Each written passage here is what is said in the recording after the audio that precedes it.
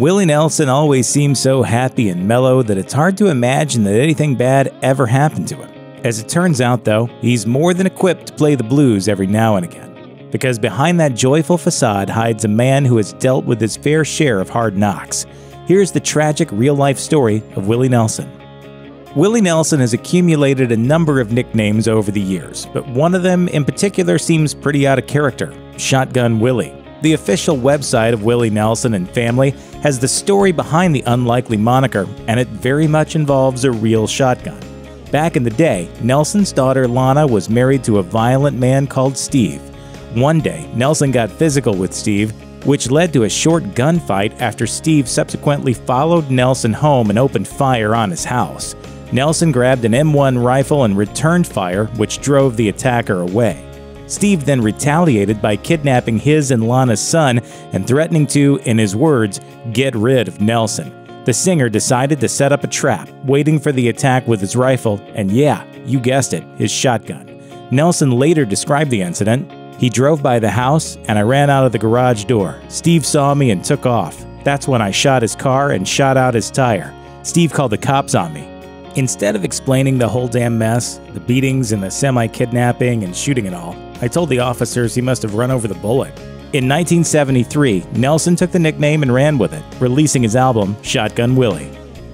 It's probably fair to imagine most country music stars being pretty politically conservative, but not Willie Nelson. For one, the singer has his own cannabis product line called Willie's Reserve, and he even once smoked a joint on the roof of the White House way back in 1980. And you have assigned yourself CTO, is that correct? Chief Tester. Yeah, so Chief Testing Officer, yeah, so you...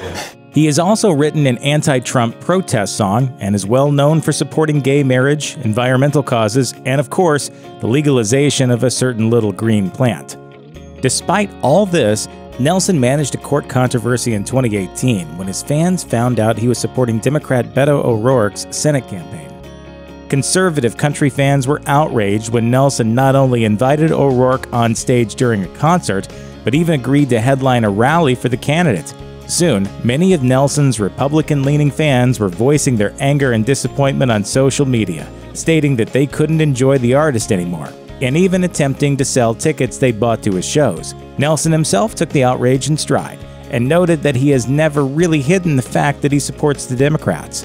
He also made a point of noting that everyone has a right to an opinion, including himself, and said that he personally doesn't mind even if supporters of Donald Trump enjoy his music. If you're even superficially familiar with Willie Nelson's life, you'll probably be aware that the man spent a good chunk of the 1980s and 1990s up to his armpits in tax trouble. His long financial turmoil started in 1984, when the IRS discovered that Nelson's accounting company, Price Waterhouse, had been using tax shelter investments to claim some pretty hefty deductions. Nelson promptly took the accounting firm to court, but the damage had already been done. The IRS slapped the artist with a massive tax bill and an assortment of penalties and interest, which, along with the second tax bill, plunged him into a pit of debt even one of the most famous country musicians in the world couldn't easily climb out of. Nelson was unable to make significant payments as the years went by, which meant that his debt kept accruing. At the height of his tax troubles, Nelson owed the IRS an incredible $32 million. On November 9, 1990, Willie Nelson's already shaky financial world came tumbling down. This was the day the IRS finally grew tired of the singer's outrageous tax debt.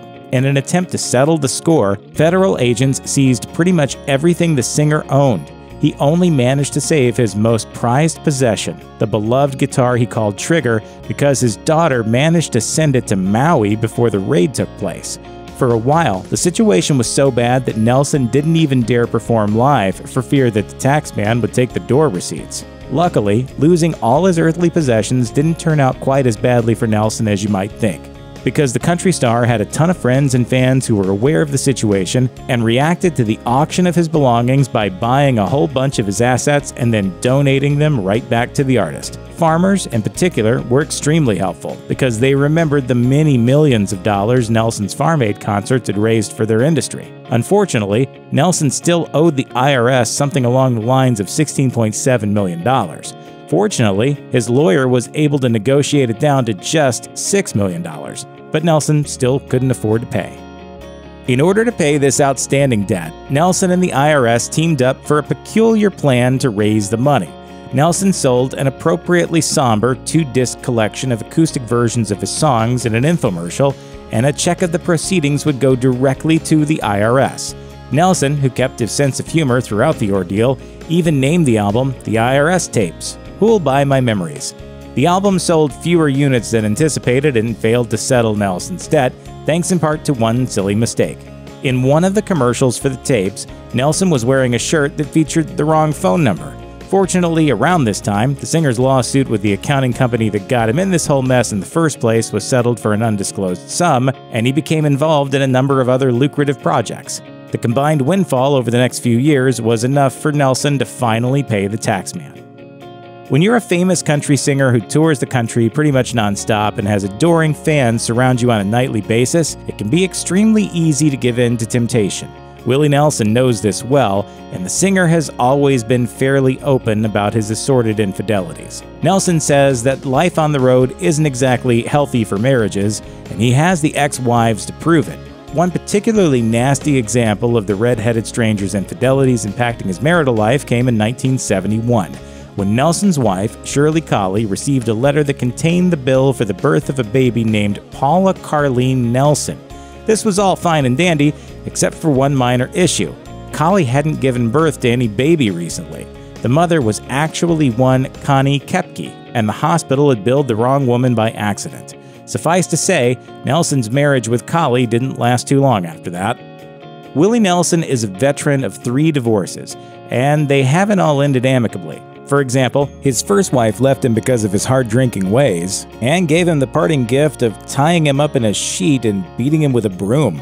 According to his official website, Nelson remains somewhat unapologetic about his many ended marriages, and he has been known to say that the divorces are expensive for a reason. They're worth it.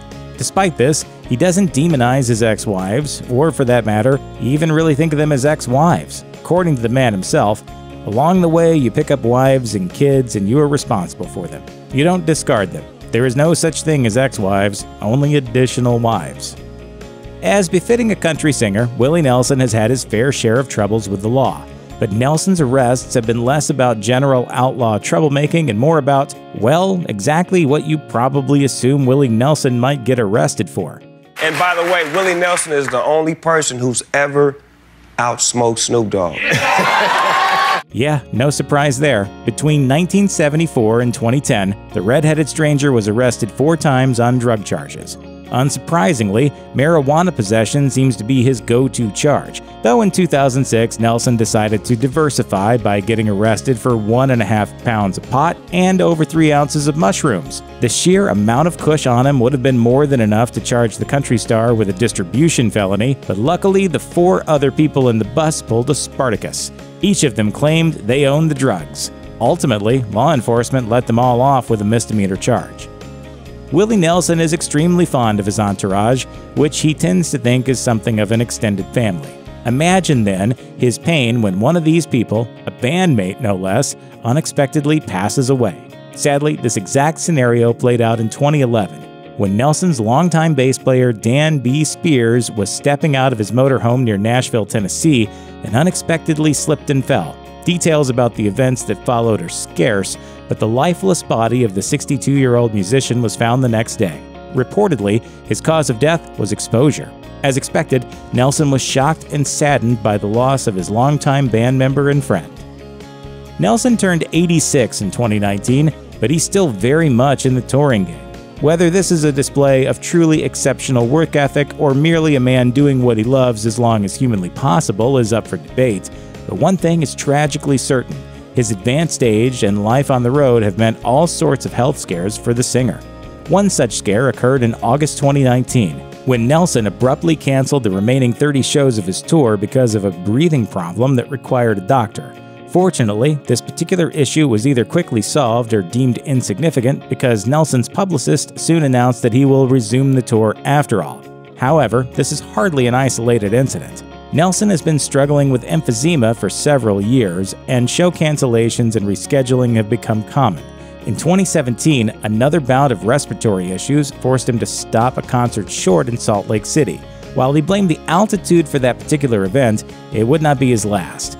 In 2018, a devastating flu took Nelson's February tour dates off the calendar, and a few months later, he had to walk off stage without playing a note. I'm 85 years old, so at some point you got to start realizing, how many more years you want to go. They say art is pain, but Willie Nelson's experience with pain goes far beyond the emotional. Instead, it's a very physical situation, namely carpal tunnel syndrome. 2004 was a particularly agonizing year for the country star, as his condition got so bad that he had to call it quits partway through a concert in Las Vegas. The pain was so excruciating that he had to cancel 2 months' worth of concerts in order to fix his carpal tunnel syndrome with surgery. And while he was able to pick up his guitar again, his struggle with the problem has been a long one. In fact, carpal tunnel syndrome may even have affected Nelson's peculiarly jazzy and avant-garde playing style, much like his idol Django Reinhardt had to develop his peculiar style because 2 of his fingers were paralyzed. Christmas Day 1991 was one of the worst days in Willie Nelson's life, because that was the day the singer's 33-year-old son Billy, a musician himself, was found dead in his Tennessee home. According to news reports at the time, he had taken his own life. Billy Nelson had been struggling with alcohol abuse for quite some time, had been arrested for drunk driving no less than 4 times, and did a stint in rehab in 1990. Unfortunately, he failed to sober up and was legally drunk the night he died. Nelson kept in touch with Billy and provided him with an allowance, and Billy's good friend said the musician did all he could for his son.